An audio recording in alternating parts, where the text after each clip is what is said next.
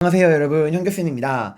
자 여러분, 우리 이번 시간에는요 68번 프린트를 통해서 장면 정권에 대해서 공부해 보도록 하겠습니다. 자, 우리가 이제 지난 시간까지 이승만 정부를 정치와 경제로 나누어 살펴봤어요.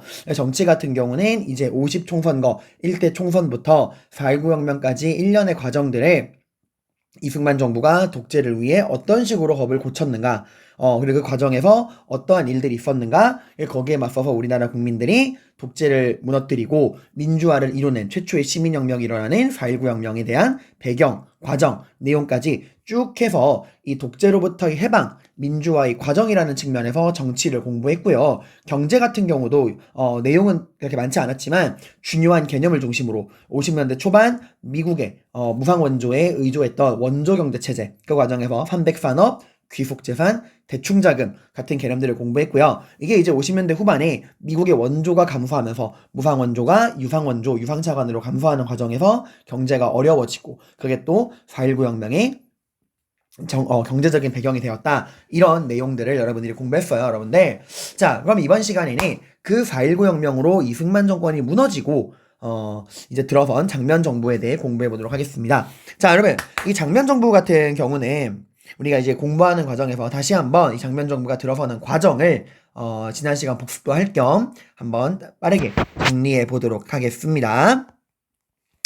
자, 여러분, 우리 장면 정부가 수립되는 그 과정을 볼 때는 이 법의 변천 과정을 좀 보셔야 되는데요. 자, 여러분, 우리 48년에 여러분들 대한민국의 첫 번째 선거였던 1대 총선이었던 50총선거 기억나시죠? 그죠? 유엔 총회가 열리고 이제 그 유엔 총회에서 인구 비례에 의한 남북한 총선거를 열어라 라고 이야기를 했는데, 북한과 소련이 거부해서 이 유엔 소총회에서는 우리 유엔이 보낸 선거관리위원인 유엔 한국임시위원단의 관리 감독하에 선거가 가능한 지역, 그 지역에서만 선거를 열어라 라고 이야기를 해요. 그 선거 가능한 지역이 남한이었고, 그 유엔 소총회 지시상, 그 유엔 소총회의 결정 지시에 따라서 선거가 가능했던 38선 이남 지역, 남한 지역에서만 열린 선거가 바로 1대 총선 50총선거였어요. 자, 그 50총선거로 뽑힌 의원들은 임기가 몇 년이었죠? 그죠? 얘들만 임기가 2년이었어요. 왜 얘들만 임기가 2년이었나요? 그쵸? 얘들은 나라를 다스리라고 뽑은 게 아니라 법을 만들라고 뽑은 애들이었죠. 네, 얘들은 법을 만들라는 이유 때문에 얘들만 임기가 2년이었죠. 그래서 우리가 이런 애들을 뭐라 불러요? 50총선거의 결과 뽑힌 의원들을 헌법을 만들라는 의원, 재헌의원이라 불렀고, 이 재헌의원들이 만든 법을, 그렇죠, 대한민국 초대 헌법인 재헌헌법이라 불렀어요. 이 재헌헌법에선 여러분 다른 내용들은 배웠으니까 잠깐 남겨두고, 대통령을 뽑는 방법을 어떻게 규정했나요? 국민에 의한 직선제였나요? 아니죠. 이때 우리나라 초대 헌법인 재헌헌법에서는 대통령을 국회가 뽑는, 국회에 의한 간선제로 규정을 했었죠. 국회에 의한 대통령 간선제가 재헌헌법에서 규정한 대통령 선거 방법이었습니다. 자, 근데 이 1대 총선에서는 그렇죠, 이승만을 따르는 세력들이 대거 당선됐어요. 그 이유는 이승만의 라이벌이었던 김구, 김주식을 따르던 남북협상파가 단독 선거와 단독 정부 수립에 반대하는 의미에서 이 선거에 참여하지 않아서 이승만 지지 세력이 대거 당선됐죠. 근데 그러다 보니까 이 이승만을 따르는 의원들이 장악했던 1대 국회에서 열린 대통령 간선제 1대 대선에서는, 그쵸, 이승만이 당선되었다라고 하는 거 기억하실 겁니다. 자, 근데 2년 뒤 재헌 의원들의 임기가 끝난 2년 뒤 50년에 열린 2대 총선에서는 다른 결과가 나왔죠. 누가 이겼나요? 누가 국회를 장악했나요? 그죠, 1대 총선과는 반대로 이승만을 반대하는 반이승만 계열이 국회를 장악을 하게 됩니다. 그 이유는 1대 총선에 참여하지 않았던 이승만의 라이벌 김구, 김주식을 따르던 남북협상파 같은 사람들이 본격적으로 선거에 참여해서 이런 결과가 나왔죠. 그러다 보니까 문제가 있죠. 지금 법적으로 대통령은, 그쵸, 국회가 뽑는 국회에 의한 간선제 시스템인데 지금 2대 국회는 반이승만 계열이 장악하고 있는 상태란 말이야. 그러면 이런 상황에서 국회에 의한 간선제로는 이승만은 대통령이 될 수 있다, 없다? 없다는 거죠. 그래서 어떻게 했죠? 룰을 바꿔야겠다. 대통령, 국회에 의한 간선제는 답이 없으니까 어떻게? 국민에 의한 직선제로 바꿔야겠다라는 생각을 하게 됩니다. 뭐가 열리기 전에? 2대 대선이 열리기 전에 2대 대선이 언제 열려요? 그죠? 대통령 임기는 4년이었으니까 52년에 이제 2대 대선이 열리는데 이 선거가 열리기 전에 반드시 룰을 바꿔야 한다는 거죠. 간선제를 뭐로? 직선제로. 근데 법을 바꾸려면 누구의 동의가 필요해? 국회의원의 동의가 필요해. 그래서 말로 했더니 안 돼. 어떻게 했죠? 그죠? 깡패들을 동원해서 국회의원들을 폭행 협박하고 공개 투표를 실시했죠. 이게 바로 뭐? 그렇죠. 1차 개헌, 다른 말로는 발췌 개헌이었어. 이걸 통해서 어떻게 했죠? 국회에 의한 대통령 간선제를 국민에 의한 대통령 직선제로 그죠? 바꿔버립니다. 그리고 52년에 이 바뀐 법에 의거하여 2대 대선이 치러지고요. 전쟁 중에 불안한 국민들의 심리를 잘 활용해서 결국 이승만은 2대 대통령에 당선이 됩니다. 자, 아니 이제 문제가 생겼죠. 왜? 재헌헌법에서는 대통령 임기는 4년이고 몇 번만 가능하다고 했어요? 네, 중임 2번까지만 가능하다고 했어. 근데 지금 이승만은 두 번째 대통령이 된 거잖아요. 그죠? 더 이상 할 수 있어 없어? 없단 말이야. 하지만 만족할 리가 없죠. 그럼 어떻게 하죠? 법을 또 한 번 바꿔야죠. 이제 뭘 바꿔야죠? 간선제는 직선제로 바꿨어. 이제 뭘 바꿔야지? 그지. 대통령을 2번만 할 수 있다라고 규정해 놓은 이 중임 제한을 철폐해야겠죠. 그럼 또 누구의 동의가 필요해? 국회의원의 동의가 필요해요. 그래서 다음 54년에 열린 3대 총선. 근데 여기서 누가 이겼죠? 그죠. 이 2대 총선에서 패배한 이후 이승만이 자신을 따르는 사람들을 자유당으로 묶었고 그 자유당이 똘똘 뭉쳐서 54년 3대 총선에서는 자유당이 넘버원 정당으로 승리를 거둡니다. 이 자유당을 믿고서 이번엔 정상적인 방법으로 표결에 들어갔는데 한 표가 모자라가지고 막 반올림 막 하고 막 별 쇼를 다 했잖아요. 그런 결과 결국 2차 개헌, 반올림 개헌, 4.4.5입 개헌이 통과가 됩니다. 이 내용이 뭐였죠? 대통령의 뭐 철폐? 중임 제한 철폐. 다만 여기는 함정이 하나 있다고 했어요. 모든 대통령의 중임 제한이 철폐되는 게 아니라 누구만? 이 법이 개정되는 해의 대통령, 초대 대통령에 한해서만 중임 제한이 철폐된다라는 내용이 있었죠. 자, 이렇게 법을 바꾼 다음에 드디어 56년에 3대 대선을 통해서 또 한 번 이승만이 대통령 후보로 나올 수 있게 되는 거야. 이래서 세 번째 후보로 나올 수 있는 거예요. 이 3대 대선은 굉장히 잘 나온다라고 이야기했죠. 당시 선거의 구호, 민주당이 내걸었던 구호는 뭐였어요? 못 살게 딱 알아보자. 자유당은 갈아봤자 소용없다. 구간이 명관이다. 했지만 이승만이 굉장히 위기를 겪었는데 이때 민주당의 대통령 후보였던 신익희 후보가 심장마비로 사망하면서 이승만은 대통령에 당선됩니다. 근데 부통령은 자유당의 이기붕이 아닌 그쵸. 자유당에 맞서던 민주당의 장면이 부통령이 돼요. 그러니까 굉장히 기묘한 정보가 탄생을 한 겁니다. 대통령은 자유당인데 부통령은 민주당이에요.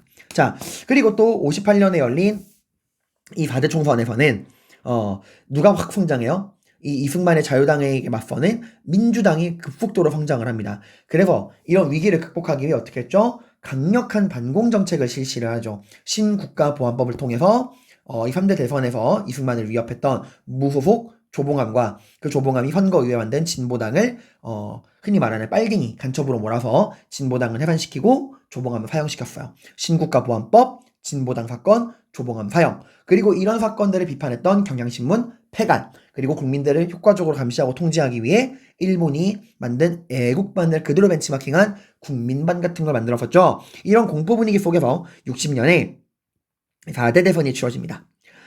이때 이승만, 또다시 자유당에서는 대통령 후보로 이승만이 나오고요. 민주당에서는 조병옥, 부통령 후보로는 자유당에서는 이기붕, 그리고 민주당에선 작년에 나오는데 이번에도 선거 치러지기 얼마 전에 조병옥 후보가 심장마비로 사망하고 이승만은 단독 후보로 당선 확정. 근데 문제는 부통령 자리. 왜 이게 문제가 되죠? 당시 이승만의 나이는 87세. 언제 죽어도 이상하지 않을 나이란 말이에요. 그러니까 대통령이 죽으면 부통령의 권력을 이어받기 때문에 자유당 입장에서는 반드시 누구를 뭐로 만들어야 돼요? 그죠? 이기붕을 부통령으로 만들어야만 합니다. 정상적 방법으로는 민주당의 장면을 이길 가능성이 안 보이니까 이미 3대 대선에서 졌잖아. 그러니까 어떻게 한다? 각종 부정. 3.15 부정선거. 기억하라 그랬어요. 3.15 부정선거는 이승만을 대통령으로 만들기 위한 게 아니에요. 이기붕을 부통령으로 만들기 위한 부정선거였다라는 거고요. 이 3.15 부정선거에 저항하는 과정에서 최초의 민주주의 시민혁명인 4.19 혁명이 일어나게 된다. 특히 이 4.19 혁명이 전국적으로 퍼지게 되는 데는 누구의 죽음이 결정적인 계기가 되었다? 그렇죠. 여러분의 친구 마산상고 1학년 17세 김주열 학생의 죽음. 최루탄이 얼굴에 박혀서 죽었죠. 이 김주열의 죽음. 기억해 두시고요. 결국 이승만은 물러나게 된다라는 걸 배웠어요. 당시 이승만 대통령의 사퇴 성명입니다. 첫째, 국민이 원한다면 대통령직을 사임하겠다. 둘째, 3.15 선거에 많은 부정이 있었다고 하니 선거를 다시 하도록 지시하였다. 셋째, 선거로 인해서 불미한 점을 없애기 위해 3.15 부정선거 결과 부통령에 당선됐던 이기붕을 모든 공직에서 완전히 물러나도록 조치했다. 넷째, 국민이 원한다면 내각 책임제 개헌을 하겠다라는 내용을 하고 이승만은 물러나게 됩니다. 자, 그리고 이승만이 물러간 이후에 여러분들 다음 정부가 들어서기까지 아직 텀이 있잖아요. 그죠? 아직까지 봐봐. 이승만 정부가 무너졌어요. 아직 다음 정부는 수립되지 않은 상황이야. 이런 공백기, 혼란기를 이런 과도기를 수습하기 위해 나온 게 바로 누구라겠죠? 네, 허정 과도내각이라고 그랬어요. 허정, 사람 이름이라고 했죠. 이 허정 같은 경우는 근데 이제 허정은 민주당입니까 자유당입니까 물어보는 친구도 있는데 뭐 당으로 따진다면 민주당에 들어가겠지만 허정 자체는 굉장히 좀 나이도 많고 그 당시에 모든 그런 사회적인 사람들 양쪽 진영 모두한테 존경받던 약간 사회원로 장로 같은 개념이었어요. 허정 자체도 이 과도내각을 구성하면서 선언을 합니다. 나의 과도내각은 한 달을 넘기지 않겠다. 그러니까 다음 정부가 들어설 준비만 하고 깔끔하게 물러나겠다라고 했던 사람이었어요. 그리고 이 허정은 법을 바꿉니다. 지금 3차 개헌, 1차 개헌이 뭐였어요? 대통령 간선제를 직선제로 바꾸었던 발췌 개헌. 2차 개헌은 대통령의 중임 제한, 초대 대통령에 한해서 중임 제한을 철폐했던 4.4.5의 개헌. 지금 이제 3차 개헌인데 여기서는 어떤 이야기를 하느냐? 여러분 그러니까 마냥 외우려고 하지 말고요. 이거 생각을 해보면 돼요. 우리가 무언가 해결책을 내놓을 때는 해결책을 내고 싶으면 뭘 제대로 분석해야 돼요? 그죠? 문제의 원인이 무엇인가를 파악을 해야 됩니다. 그 문제의 원인을 어떻게 분석하는가에 따라서 거기에 따라 해결책은 다르게 나오잖아요. 당시 허정은 이런 그동안 일어났던 이런 문제점의 원인을 뭐로 파악했냐? 왜 이런 말도 안 되는 일들이 일어났느냐? 그거는 나라의 권력이 지나치게 한 명에게 집중되어 있기 때문이다. 누구한테? 대통령에게. 그러니까 허정 정부는 이런 말도 안 되는 일이 일어난 이유는 뭐라고요? 나라의 권력이 대통령 한 명한테 과도하게 집중되어 있기 때문에 그렇다. 그러니까 어떻게든 대통령 한번 해먹겠다고 이런 일들이 일어나는 거 아니냐. 그러니까 어떻게 한다? 대통령에게 집중되어 있는 권한을 나누어야만 한다. 누구한테? 국민의 대표인 국민의 손으로 뽑은 국회의원들에게 나눠야 되고 그 국회의원들 중에서도 가장 많은 국민에게 선택을 받은 다수당이 있을 거 아니에요. 가장 이제 많이 국회에 자리를 차지한 국민의 가장 많은 선택을 받은 다수당. 그 다수당의 의원들이 책임지고 이 나라를 이끌어가고 이 나라의 행정부, 정부, 내각을 구성하게 하고 그 내각을 책임지고 운영하게 해야 한다라고 하는 바로 뭐 오늘날의 영국과 일본 시스템인 의원 내각제. 이거를 갖고 와야 한다라고 생각을 했어요. 의원 내각제, 내각 책임제. 이게 마치 뭐랑 비슷하냐면 이제 우리가 대한민국 임시정부 공부할 때 이승만의 그 위임 통치 청원서로 인해서 국민대표회가 열리고 국민대표회가 실패한 이후에 이 남아있던 사람들이 임시정부를 재조직하는 과정에서 2대 대통령으로 박은식을 뽑았고 그 박은식이 대통령제를 없애버리고 2차 개헌으로 국무령 중심의 의원 내각제를 시행했잖아요. 비슷한 거예요. 똑같은 게 반복되는 거예요. 자, 이 의원 내각제에서 여러분들 핵심은 여기 내각이라는 말입니다. 의원들이 내각을 구성한다라는 거야. 이게 무슨 말이냐면 여러분 지금 현대의 대한민국은 대통령 중심제예요. 그죠? 그러니까 대통령이 행정부의 리더란 말이야. 3권 분립 중에서. 그러니까 대통령이 어떤 권한을 갖고 있어요? 행정부의 리더로서 이 나라의 행정부, 내각, 정부를 구성할 권리가 있어. 이 내각, 정부를 구성한다는 얘기는 각 부서의 장관들을 임명한다는 거예요. 뭐 교육부, 외교부, 국방부 이런 장관들을 이제 임명을 한다. 그게 대통령의 권한이거든. 그럼 국회는 뭐예요? 그죠? 대통령이 임명한 장관이 적합한 사람인지만을 검증하는 청문회만 열 수 있는 거야. 그래서 막 오늘날 되면 청문회 때마다 막 부동산 비리니 막 이렇게 막 나오는 거예요. 근데 의원 내각제에서는 이 내각, 정부, 행정부를 구성하는 걸 누가 해요? 그죠? 의원들. 그 의원들도 그냥 의원들이 아니라 어떤 의원들? 가장 이 총선에서 가장 많이 국민에게 선택을 받은 가장 넘버원, 가장 많은 국회의석을 차지한 다수당 있죠. 넘버원 다수당. 그 다수당의 의원들이 바로 이 내각, 각 부의 장관들까지 임명을 하는 거야. 이해가요? 총선을 통해서 가장 많이 국민에 의해 선택된 정당의 의원들이 뭘 구성한다고요? 행정부, 내각, 정부를 구성한다고요. 각 부의 장관들을 임명한다고요. 그리고 그 내각을 책임지고 운영하게 한다고요. 그리고 이런 정당의 대표를 뭐라 불러? 총리라 부릅니다. 그래서 우리가 오늘날 일본이나 영국의 대표를 뭐라 불러요? 대통령이 아니라 그렇죠. 토니 블레어 총리라고 부르잖아요. 그죠, 여러분들? 그리고 이런 의원 내각제를 위해서 국회를 둘로 나누겠다. 바로 양원제. 이 양원제 같은 경우는 이미 그 1차 개헌, 발췌 개헌 때부터 법적으로는 존재했어요. 하지만 시행되는 건 이때부터다라고 했었죠. 그래서 민의원, 참의원을 나누는데 이 민의원이 이제 미국으로 치면은 하원이라 보실 수 있고 참의원은 상원이라고 볼 수 있죠. 자, 이런 상황에서는 여러분들 나라의 실권이 어디로 가는 거예요? 그죠? 국회의원과 그 다수당의 대표인 총리에게 가는 거야. 그럼 대통령은 뭐 하나요? 네, 하는 게 없습니다. 그냥 국가의 상징적인 존재예요. 그러니까 마치 영국 여왕, 일본 왕처럼 상징적인 존재다라는 거야. 그래서 대통령 자리가 큰 의미가 없기 때문에 대통령은 국회에 의한 간선제로 돌려버리는 거예요. 국민에 의한 직선제에서. 그 임기는 5년 그리고 2번까지만 가능하도록 해놓습니다. 자, 그리고 또 중요한 걸 하는데요. 여러분 이승만 정부가 그 3대 대선과 4대 총선에서 이제 많은 위기를 겪는 과정에서 그 위기를 극복하기 위해서 58년에 강력한 반공 정책을 시행했죠. 신국가보안법. 이제 정부에게 대통령에게 조금만 비난을 하면 간첩이다라고 했던 그걸 통해 이제 국민들의 입과 눈과 귀를 막았잖아요. 그걸 다시 풀어주는 거예요. 다시 국민의 기본권을 보장해주게 됩니다. 언론, 출판, 집회, 결사에 사전허가제랑 검열제 그런 억압됐던 국민들의 기본권을 다시 돌려주게 됩니다. 자, 그러니까 되게 짧은 허정내각은 실제로 굉장히 짧은 한 달 좀 남짓 유지가 됐어요. 그 기간 동안 굉장히 많은 준비를 하고 이제 다음 정권에게 타자를 물려주게 됩니다. 자, 그러면 이제 봐봐요. 지금 허정과도내각이 법을 바꿨잖아요. 그죠? 그럼 이제 이 법의 3차 개헌에 따르면 핵심은 뭡니까? 그죠? 어느 정당이 국회를 장악하느냐예요. 총선이 가장 중요해진단 말이야. 대선은 별 의미가 없어요. 애초에 이제 간선제로 넘어가게 됐고. 즉, 어느 정당이 국회를 가장 많이 차지하느냐. 이게 되게 중요한 게 되겠죠. 그래서 이 바뀐 3차 개헌에 의거하여 다시 한번 선거가 치러지게 됩니다. 3.15 선거는 무효였으니까. 그래서 이 바뀐 3차 개헌에 의해서 하원인 민의원, 상원인 참의원을 뽑는 총선거가 다시 열리게 됩니다. 자, 어떤 결과가 나왔을까요? 자, 하원인 민의원을 뽑는 선거에서는 233석 중 무려 민주당이 175석, 그리고 상원인 참의원은 총 58석 중에서 민주당이 31석이에요. 그러니까 민의원이건 참의원이건 양원 모두 민주당이 압승을 거두었다라는 거죠. 당연한 거죠, 여러분들. 이 상황에서 자유당을 뽑아주면 그것도 문제가 있는 거예요. 그래서 이 양원 모두 민주당이 승리했다. 이제 이 나라 정부는 누가 구성한다? 민주당이 구성한다는 거예요. 자, 그래서 이 정부를 뭐라 불러? 민주당 정부. 다른 말로는 민주당의 리더였던 장면을 따서 장면 정부라 부르는 거야. 민주당의 리더가 장면이에요. 조병옥 박사는 죽었으니까. 장면밖에 없죠, 여러분들. 자, 이 장면 정부가 들어서는 과정을 간단히 설명을 드리면은 이것도 이제 교과서에 좀 헷갈리게 서술이 돼 있어서 여러분이 좀 헷갈려하는 것 같아서 설명을 드릴게요.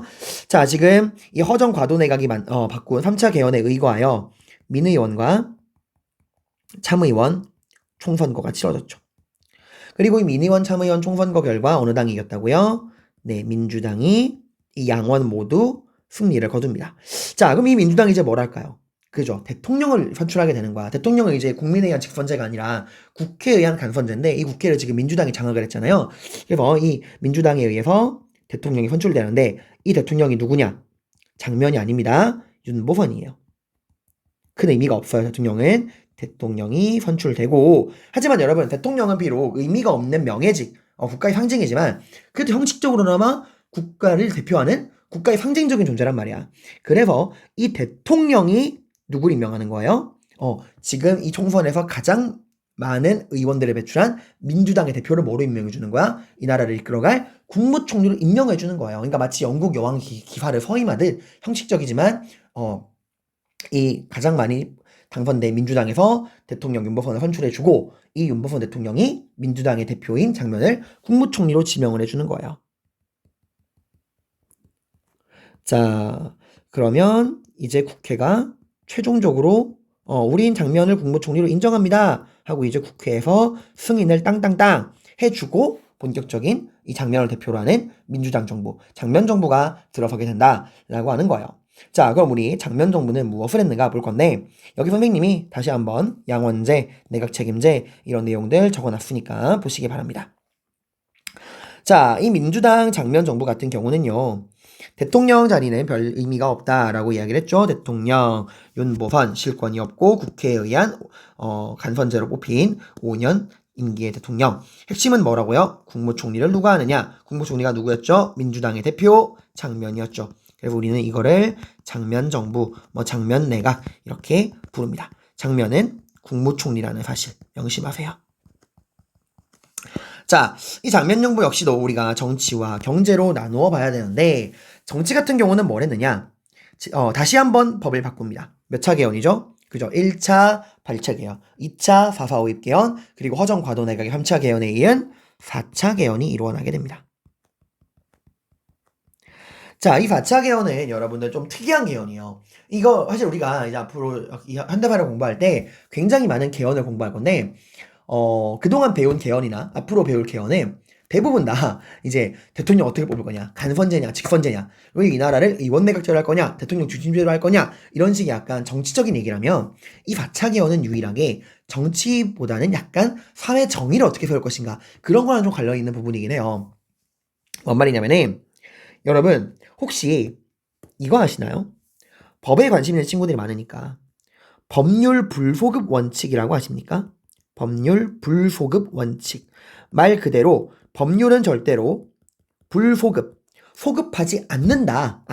법률은 절대로 소급하지 아니하는 원칙이라는 건데, 소급이라는 건 과거를 거슬러서, 시간을 거슬러서 올라가서 적용을 하는 걸 소급이라 그래요, 여러분들. 자, 근데 이게 무슨 말이냐면은 법은 여러분들 절대로 시간을 거슬러 올라가서 소급 적용되지 않습니다. 반드시 법은 적용된 그 이후부터의 사건에만 적용이 돼요. 이걸 단적으로 보여주는 게 여러분 참 조두순 알죠? 정말 인간이 해서는 안 될, 짐승만도 못한 그런 성범죄자 조두순.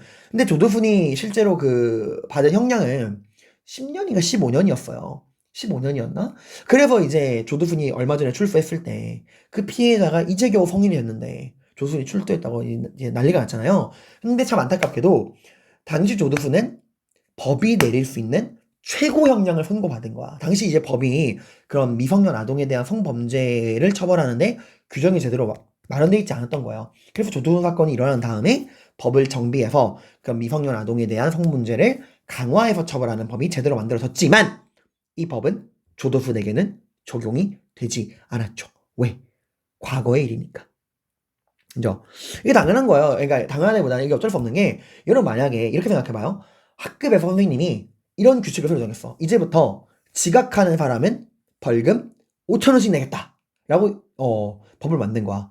그러면 이 규칙이 법이 만들어진 이후부터 지각생에게 그 벌금을 걷어야지. 그렇지 않나요?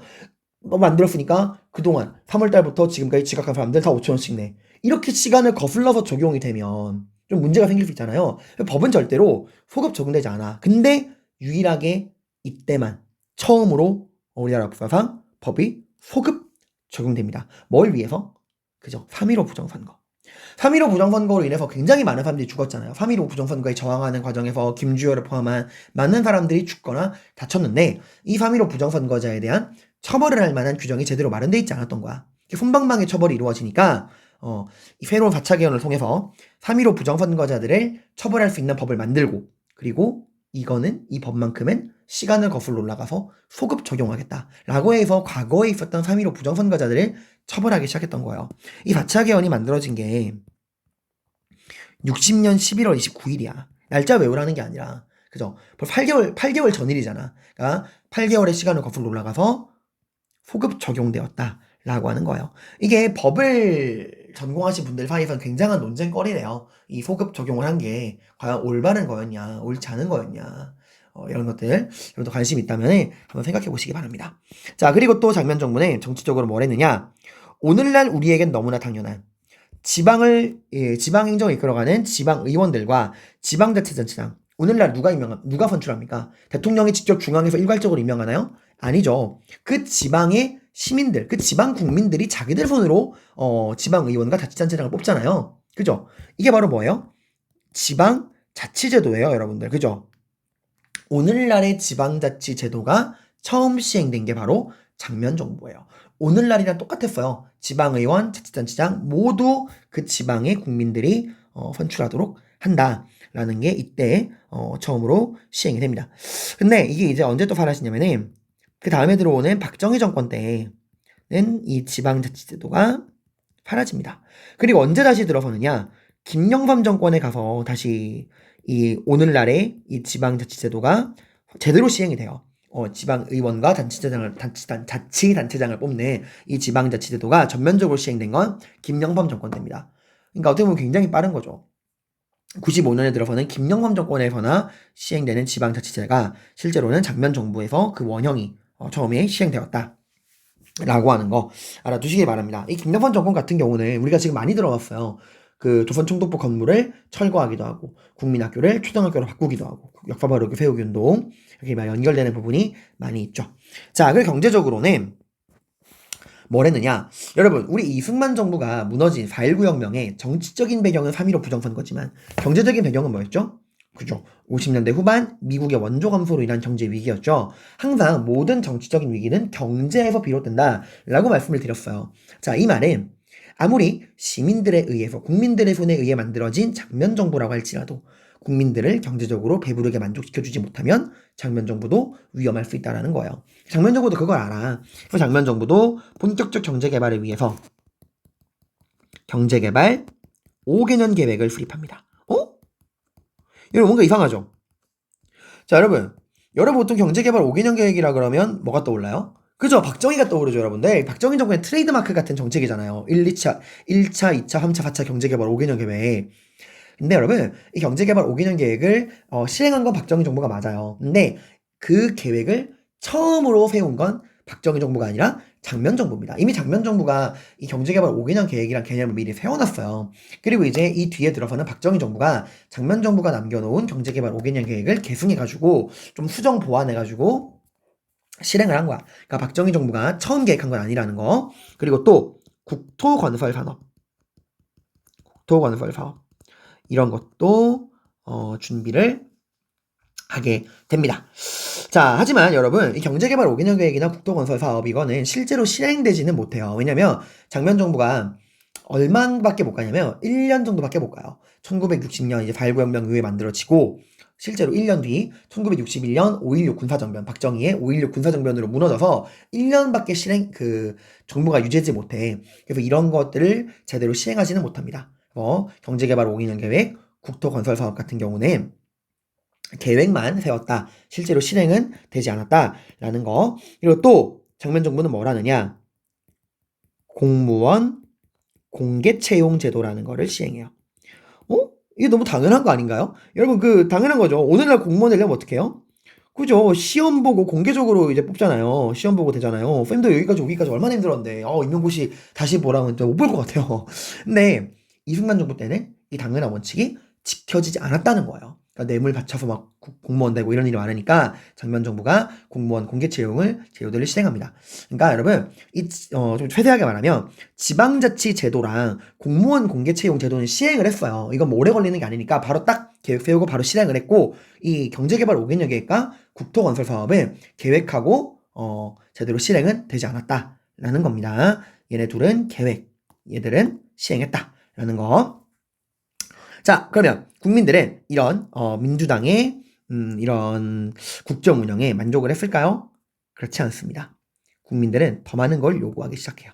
이게 여러분 어쩌면 당연한 건 게 여러분 이제 수능이 얼마 남지 않았는데 그 수능이 끝난 고3을 아무도 말릴 수가 없어요. 이게 무슨 말이냐면 뭐 요즘엔 좀 덜하지만 선생님 때만 해도 학생부 종합전형 후시 같은 것보다는 거의 이제 대학을 정시 수능으로 갔단 말이에요. 그러니까 고등학교 1학년 때부터 늘 들었단 말이 현규야 게임하고 싶어? 놀고 싶어? 연애하고 싶어? 뭐 하고 싶어? 다 수능 끝나고 해. 수능 끝나고 해 라고 이 수능이라는 걸로 이 모든 욕구를 억압당해왔단 말이야. 근데 그 수능이 끝나버렸네? 말릴 수가 없는 거야. 팬들 그때 수능 끝나고서는 진짜 친구들이랑 미친 듯이 놀았던 것 같아요, 막. 그때는 학교 팬들도 이제 학교 나가잖아요? 야자가 어디 있어요? 바라는 거 딱 하나야. 얘들아, 제발 도망가지 말고 이 일과 시간 중에 교실에 앉아있기만 해. 1호 학교에서 맨날 영화 틀어주고 막 예능 틀어주고 그 애들이 막 담 넘어서 도망가니까 팬들은 잡아오고 막 이랬던 기억이 나요. 근데 여러분 봐봐. 3년 동안 억압당한 욕구도 그렇게 분출이 되는데 지금 국민들을 생각해봐. 그 당시 국민들. 이승만 정부가 몇 년 동안 나라 다스렸죠? 맞습니다. 무려 48년부터 60년까지 12년 동안 나라 다스렸어. 그 12년 동안 국민들은 억압당해 왔단 말이에요. 독재 정권 아래서. 근데 그 독재 정권을 누가 무너뜨렸어? 그래. 장면이 무너뜨려 준 게 아니잖아. 내가 아무것도 안 했는데 받아온 게 아니란 말이에요. 내 손으로, 국민들이 자기 손으로 직접 이 12년 동안 유지되어 오던 독재 정권을 무너뜨린 거란 말이에요. 그러니까 더 많은 요구가 터져 나오는 거야. 각계각층에서 막 12년 동안 억눌린 요구가 폭발하기 시작합니다.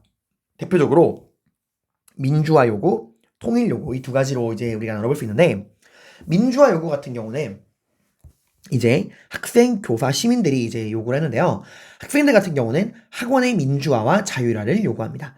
자, 여기서 학원이라는 말을 여러분이 보시고, 이거 뭐 수학학원, 영어학원 같은 그런 건가? 그런 사교육 기관이 아니라 초, 중, 고 모든 학교를 통틀어가지고 학원이라는 말을 씁니다. 그 학원의 민주화, 자율화, 이게 무슨 말이냐면은, 원래 민주화 자율화라는 건 굉장히 수평적인 그런 개념이에요. 그러니까 학교의 권위주의적인 그런 수직적 관계를 수평적인 민주화 자율화를 통해서 우리 학생들의 권리를 보장해달라 이런 거예요. 이게 당연한 여러분 입장에서는 좀 이해 안 갈 수도 있지만 저 때만 해도 여러분들 학교에서 체벌이 가능했고요. 또 저는 이제 사립 남자 고등학교를 나와서 더 분위기가 굉장히 수직적이었어요. 막 선후배 간에 막 경례하고 인사제대로 막 혼나기도 하고 선생님들도 막 굉장히 체벌을 많이 하고 엄격한 분위기였거든요. 저 때도 그랬는데 이 시대는 더 했을 거 아니에요. 그러니까 이런 학교의 주인인 학생들의 의견을 반영해달라. 이건 여러분도 지금 쓸 수 있는 말이에요. 뭐 학급의 민주화. 왜 학급의 중요한 일을 담임선생님이 마음대로 결정하십니까? 학생들의 의견을 들어주세요. 학교의 민주화. 왜 학교의 중요한 일을 선생님들이 마음대로 정하시죠? 학생들의 의견을 들어주세요.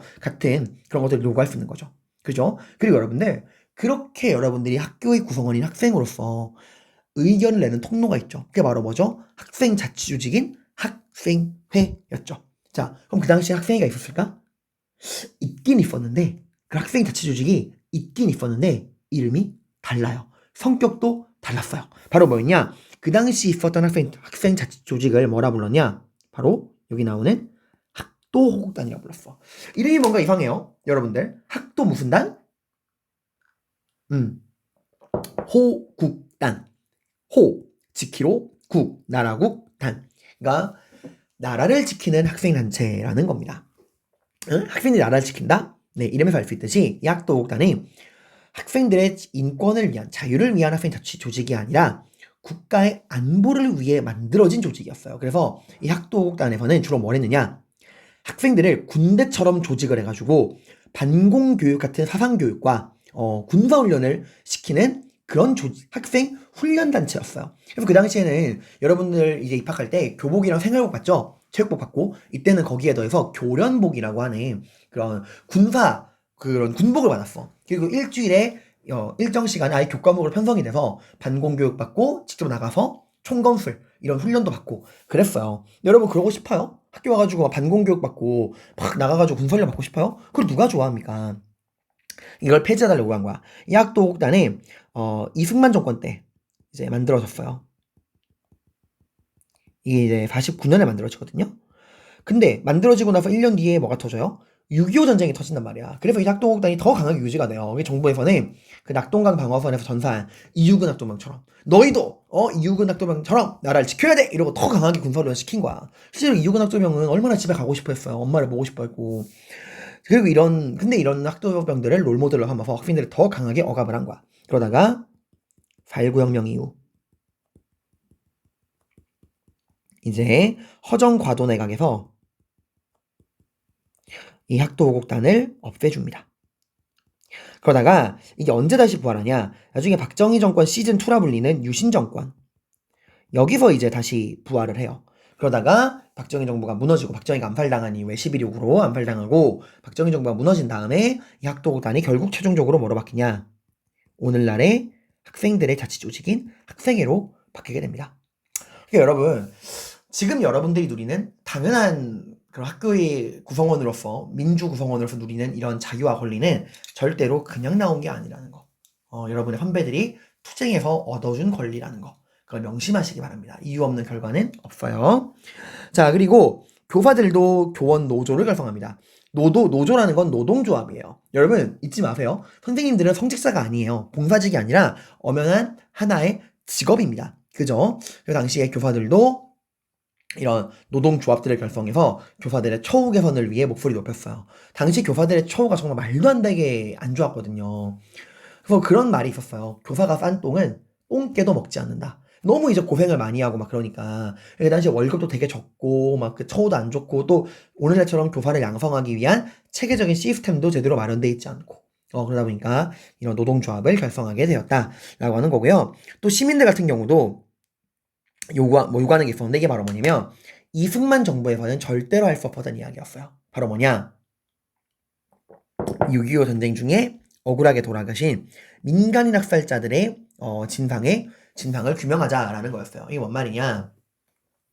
여러분 6.25 전쟁 공부하실 때 제가 말씀을 드렸죠. 그 당시 굉장히 민간인 학살이 많이 일어났다. 그래서 제가 탐구 자료도 실어 들었는데 대표적인 게 노근리 양민 학살 사건과 거창 양민 학살 사건입니다.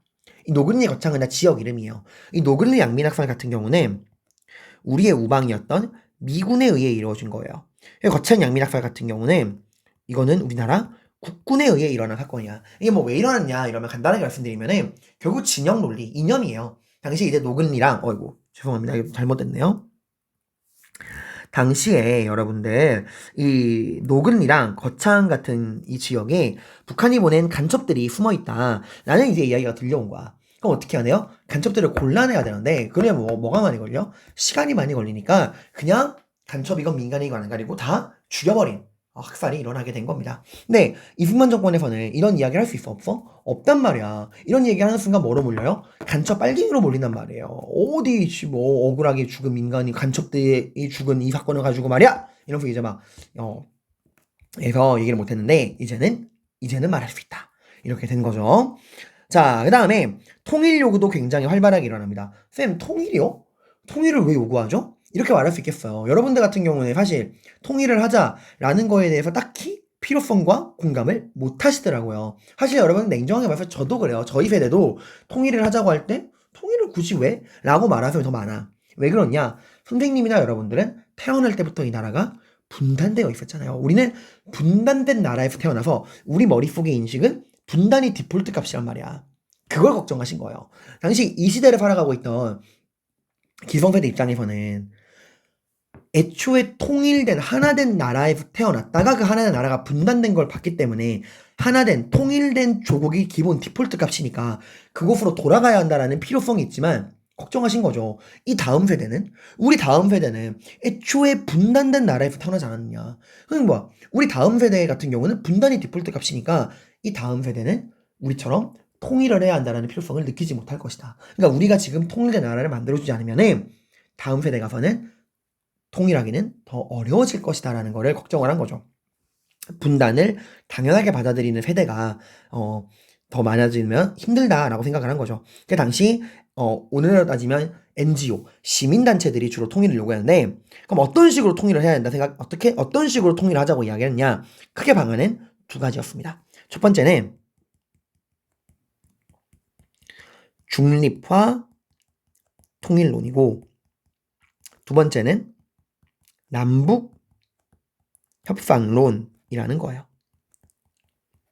중립화 통일론이라는 거는 결국에 중립을 통해서 통일을 이루자라고 하는 겁니다. 이 중립화 통일론에서 롤모델로 삼은 나라가 어디냐? 여러분 스위스 아시나요? 네, 알프스 산맥 하이디의 요들송으로 유명한 그 스위스 있죠? 스위스 같은 경우는 영세 중립국입니다. 자, 그러면 스위스가 중립국이 될 수 있던 이유는 뭐죠?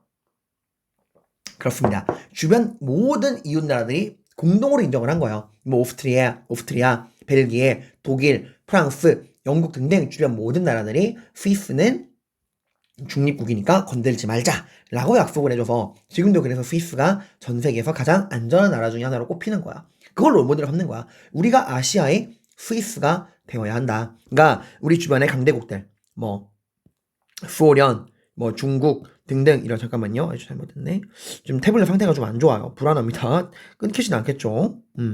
우리 주변에 뭐 미국, 죄송합니다. 미국, 일본, 중국, 소련 등 우리 주변을 둘러싸고 있는 이 강대국들과의 협정 등을 통해서 우리가 스위스 같은 영세 중립국이 되자 라고 하는 거예요. 여기 뜻풀이 적어놨죠? 근데 이렇게 묻는 친구들이 있더라고요.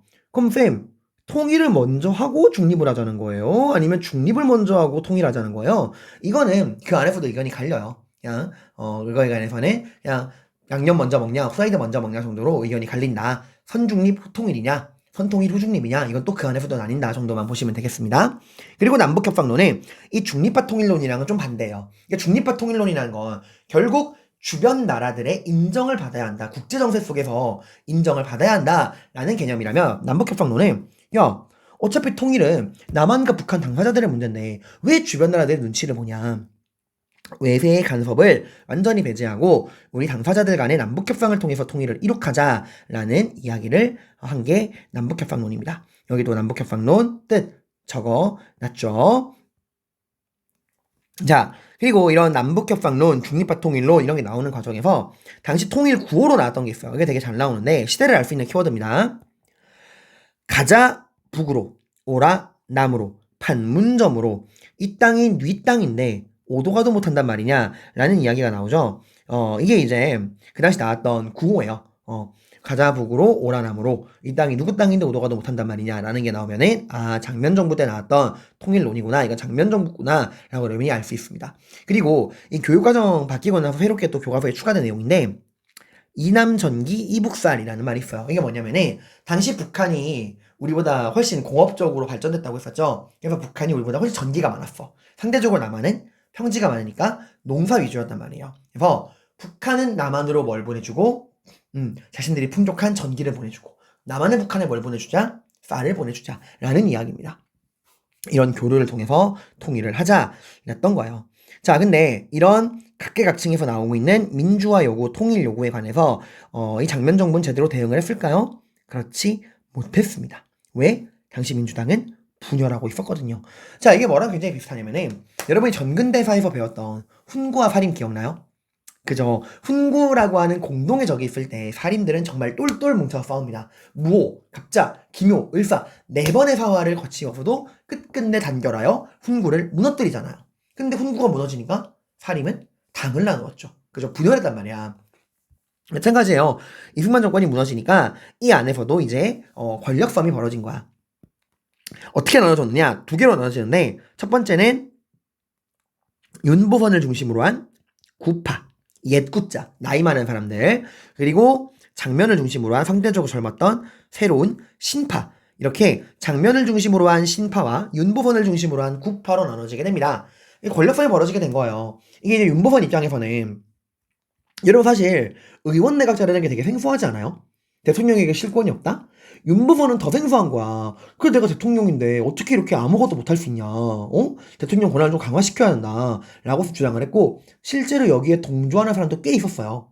어쨌건 대통령에게 어느 정도의 권력을 줘야 한다, 나라의 중심을 잡아야 한다 했던 사람들, 이런 사람들이 이제 굽하고, 반대로 우리가 대통령에게 권력을 주면 그 순간부터 이승만 정부랑 차이점이 없지 않냐 해서 이 체제를 유지해야 한다는 게 장면을 중심으로 한 신파였습니다. 여기 옆에 설명이 나오죠.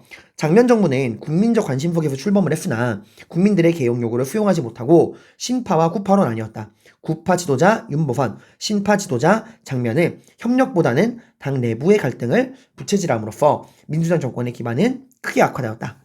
또한 반민주 활동, 발포명령, 이거 이제 4.19 혁명을 진압하던, 그 당시 4.19 혁명을 진압하기 위해서 이승만 정부가 계엄령을 선포하고 군인과 경찰들을 투입시켰잖아요. 거기서 이제 실제로 시민들이랑 해서 총을 많이 쐈단 말이야. 발포를 명령한 친민자 처벌, 또 부정축제자, 그 당시에 이제 귀속재산을 불화받는 과정에서 300산업을 진행하는 과정에서 정부에게 뇌물을 바치면서 부정한 방법으로 정경유착을 통해서 돈을 번 이 부정축제자 문제 등 사회적 관심사에 대해서는 미온적인 태도를 취하였다라는 거죠. 분열되니까 어쩔 수 없는 거예요. 나오죠. 3.15 부정선거에 대한 책임자.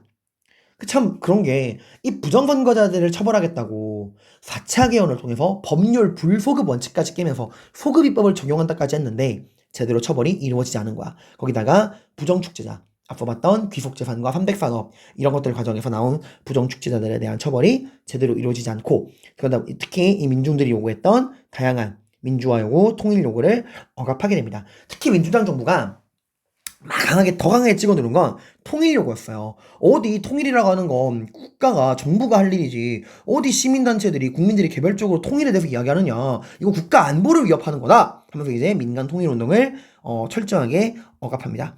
그리고 뭘 주장하느냐 우리가 처음 들어봤다 유엔 감시와 남북 총선거를 주장하게 돼요. 그러니까 이게 그 맨 처음에 유엔 총회에서 나왔던 얘기잖아. 그 방법으로 가겠다라는 걸 딱 얘기하면서 민간에서 나왔던 남북협상론, 중립화 통일론 같은 통일 요구를 억압하게 됩니다. 그리고 또 뭐도 하려고 했냐면은 여기 아래에 이거 여기 그림도 한번 보세요. 당시 이 민주당 정부가 얼마나 심각하게 분열되었는가를 보여주고 있는 거야. 민주당 둘로 쭉 갈라져 있죠. 자 그리고 이것도 좀 중요한 내용인데 자 장면 내각은 반공임시특별법 1961년에 장면 내각은 반공임시특별법과 데모규제법을 제정하겠다고 발표했다. 자 무슨 법? 반공임시특별법 데모규제법을 제정하겠다고 예고했다. 자 이 법이 뭐냐 반공임시특별법은 당시에 제기되고 있던 통일론이 남북협상론, 중립화 통일론 같은 통일론의를 탄압하기 위한 것. 그게 바로 반공임시특별법이고요. 데모규제법은 그 허정과도내각이 국민들의 기본권을 돌려줬잖아요. 언론 출판 집회결사의 사전 검열 허가제를 폐지했잖아. 근데 그러다 보니까 너무나 많은 시위가 일어나고 있다는 거야. 당시 여러분 제가 이거 굉장히 요약을 한 거고요. 당시 거의 모든 계층이 다 시위를 했어요. 뭐 노동자, 농민, 상인, 뭐 군인, 경찰, 공무원, 교사, 학생 모두가 자기의 그 이야기를 하고 있었단 말이야. 이게 통제가 안 되니까 이런 시위, 집회 결사의 자유를 제약하겠다라고 만든 게 바로 이 데모규제법입니다. 그런데 여러분이 시민들이면 반응이 어때요? 그죠? 이거 말이 안 된다는 거죠. 너 이거 어떻게 만들어낸 정부인데 시민들의 손으로 만들어낸 정부인데 어떻게 이런 말도 안 되는 법을 만들 수 있냐? 그래서 엄청나게 반발이 심해서 이 반공임시특별법과 데모규제법은 하려고 시도만 한 거예요. 실제로 실행되지 않아. 반대가 너무 심해서 취소하게 됩니다. 자 여러분 지금까지 장면 정보가 만들어진 지 1년 정도 지난 시점이에요. 자 어때요 지금? 한마디로 말하면 굉장히 시끄럽죠. 혼란스럽단 말이야. 지금 막 이 아래에서는 이 각계각층 4.19혁명 이후에 이 국민들 각계각층에서 터져서 정말 어마어마한 요구가 각계각층에서 터져나오고 있고 장면 정부는 이런 각계각층에서 나오는 요구를 제대로 수용하지 못하고 있는 좀 혼란한 모습을 보여주고 있죠. 이 상황에서 누가 등장하냐? 육군소장 박정희와 그를 따르는 일당들 군인들이 등장을 합니다. 이 군인들이 반란을 일으킵니다. 그게 바로 다음 시간에 본격적으로 배울 박정희 정부의 시작 5.16 군사 쿠데타 정변이 일어나게 되는 거예요. 자, 당시 여러분 군인들이 이렇게 정변을 일으킬 수 있던 이유는 여러 가지 이유가 있지만 당시 군인들은 굉장히 엘리트였어요. 당시 우리나라는 아직까지 좀 많이 낙후돼 있다 보니까 그 서양에서 오는 근대 문물을 수용할 수 있는 통로가 되게 제한적이었어요. 근데 그 당시 이런 제한적이지만 서양에서 오는 근대 문물을 수용할 수 있는 엘리트 계층이 학생과 군인이었어요. 학생들 같은 경우는 학교에서 배우는 거고 군인들 같은 경우는 우리나라의 주한미군이 주도를 했잖아. 그 미군과의 교류를 통해서 이런 근대 문물을 좀 받아들이는 엘리트 계층이었거든. 그래서 빠르게 이렇게 따닥 나서게 수 있게 된 거예요. 자, 그럼 여러분 여기서 우리가 좀 생각해 볼 만한 게 장면 정부를 우리가 어떻게 바라봐야 되느냐라는 문제가 좀 있습니다. 자, 이 장면 정부에 대한 생각이 뭐랑 연결되느냐? 5.16 군사정변으로 나오게 된 박정희 정부랑 연결이 돼요. 장면 정부에 대한 평가는 크게 두 가지입니다. 우선 장면 정부를 이제 부정적으로 평가하시는 분들은 지금 1년 남짓한 시간 동안 장면 정부가 보여준 게 뭐냐. 이게 너무나 무능하고 너무나 혼란스럽고 각계각층에서 터져 나오는 요구를 제대로 컨트롤도 못하고 나라의 안정감이라고 찾아볼 수도 없고 이렇게 무능하고 혼란하게 나라를 이끌어가면 어떡하냐. 내부 분열하면서. 그러니까 아래에서 올라오는 국민들의 요구도 제대로 수용하지 못하고 자기들은 위에서 구파란 심파로 분열만 하고 이렇게 나라가 혼란에 빠지다 보면은 나라가 무너질 수도 있다. 북한에게 망하면 어떡하냐. 그러니까 이렇게 평가하는 분들도 있어요. 자, 그러면 이렇게 장면 정부를 부정적으로 평가하면 당연히 이런 장면 정부를 무너뜨리고 등장한 5.16 군사정변, 박정희 정부에 대해서 어떻게 생각하게 돼요? 그죠? 긍정적으로 평가하게 되는 거야. 장면이라고 하는 이 무능한 정부를 어떻게든 안정화시키기 위해서 부득이한 선택이었다라고 연결될 수밖에 없는 거야. 실제로 이 박정희가 5.16 군사정변을 일으킬 때 내걸었던 명분이 그거였어요. 장면 정부는 무능 혼란. 그러니까 내가 이 나라를 안정화시키기 위해서, 안전시키기 위해서 나라를 위해 어쩔 수 없이 부득이하게 이렇게 난을 일으켰다라고 말하는 거야. 그에 반해서 장면 정보를 긍정적으로 평가하시는 분들은 이렇게 말하죠. 민주주의는 원래 시끄러운 거다. 조용하면 그게 민주주의가 아니다. 민주주의는 원래 다양한 의견이 건강하게 표출되는 시끄러운, 그게 바로 민주주의의 과정이다. 그러니까 지금은 우리가 12년 만에 자유가 온 거기 때문에 당연히 혼란해 보일 수도 있고 시끄러워 보일 수밖에 없다. 하지만 언젠가 이거는 자리를 찾아갈 것이다. 애초에 그런 질서를 찾아가는 게 민주주의 시민정부의 수립 과정이다. 해결의 정, 반, 합. 그잖아. 정과 반이 있으면 그게 언젠가 합을 찾아간다는 거죠. 마치 산모가 아이를 출산할 때 진통을 겪을 수밖에 없듯이 이제 우리는 진정한 시민 민주주의 국가 수립을 위한 그 진통을 겪고 있는 과정이었고 꼭 필요한 과정이었다. 근데 그게 시끄럽다는 이유로 잘라버리면 애초에 이건 우리가 시민 민주주의 정부를 수립할 기회 자체를 밟아버린 거 아니냐. 그리고 만들어진 지 1년 만에 시점만 놓고 보기에 너무 짧다는 거죠. 그 1년 동안의 모습까지 어떻게 우리가 이걸 무능하다고 평가할 수 있냐. 그리고 여러분 이거 비슷한 거예요. 여러분 단종 기억나세요? 전근대사에서? 그죠? 세종대왕의 손자이자 문종의 아들이었던 어린 불쌍한 임금 단종. 이 단종이 왜 쫓겨났죠? 누구에 쫓겨났죠? 그죠? 남도 아니고 자신의 삼촌이었던 수양대군 세조의 난에 의해서 쫓겨나게 됩니다. 당시 수양대군이 세조가 개유정난, 난을 일으키는 명분이 뭐였어? 주상이 너무 어리고 무능하여 나라가 혼란스러우니 내가 나라를 팔아먹겠다는 거예요. 근데 그건 당연한 건게 당연히 단종이 너무 나이가 어리잖아. 그럼 그때까지 당연히 나라가 혼란스러울 수밖에 없죠. 근데 단종이 나이 들어서 성인이 돼서까지도 그렇게 무능하고 혼란했을까? 그게 아무도 모른다는 거예요. 연산군 이상의 또라이가 될 수도 있겠고 세종대왕 이상의 성군이 될 수도 있고 그 미래는 가능성 아무도 모른단 말이야. 근데 그거 자체를 잘라버린 거잖아요. 그러니까 잘못됐다는 거죠. 그러니까 이 장면 정부를 긍정적으로 평가하시는 분들은 당연히 박정희 5.16 군사정변도 부정적으로 평가할 수밖에 없는 거야. 그러니까 이렇게 장면 정부를 어떻게 바라보는가 이거에 관해서 우리가 많은 생각을 해볼 수 있겠네요. 자, 여기 뒷장에 당시 4.19 혁명 이후 각계각층에서 터져나온 요구들, 학생, 교사, 노동자, 민간인 희생자, 통일 논의 막 나오고 있죠? 이 장면 정부를 이제 부정적으로 평가한 글, 긍정적으로 평가한 글 이것들 읽어보시면서 한번 여러분들만의 역사관을 정립해 보시길 바랍니다. 자, 그래서 우리 이번 시간 장면 정부가 들어서는 과정 다시 한번 쭉 살펴봤고요. 이 장면 정부가 1년 남짓한 시간 동안 어떤 정책을 시행했는지 정치 경제적으로 나눠봤고 당시 또 각계각층에서 나왔던 요구들이 어떤 게 있었는가 여기에 관해서 민주당이 어떻게 했는가 이런 내용들을 살펴봤습니다. 다음 시간에는 이런 장면 정부를 무너뜨리고 등장한 5.16 군사정변으로 인해 박정희 정부가 수립되는 그 과정을 살펴보도록 하겠습니다. 고생 많으셨습니다.